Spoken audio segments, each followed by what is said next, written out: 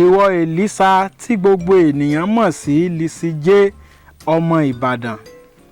Inú mi dùn nígbà tí mo gbọ́ pé o ti ní Cosin senta sígboro.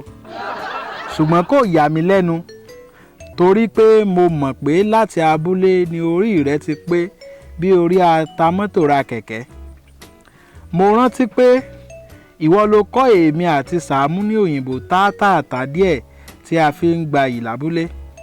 Fún àpẹẹrẹ, ṣebí ìwọ ló jẹ́ ká mọ̀ wípé ẹmu ọjọ́ kejì ni òyìnbó ń pè ní emulate. Ó tún sọ fún wa wípé ẹni tó bá ń ṣiṣẹ́ nílé ọtí ni àwọn òyìnbó máa ń pè ní workaholic.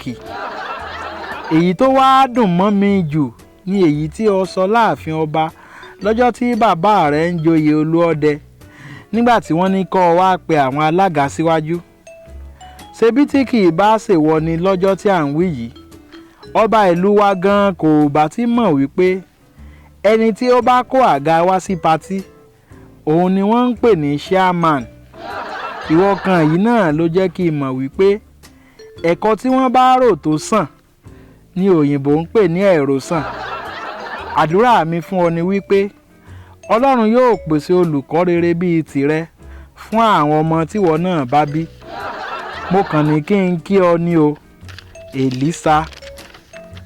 Tèmi ni tìrẹ ní tòótọ́, Ogidiolu.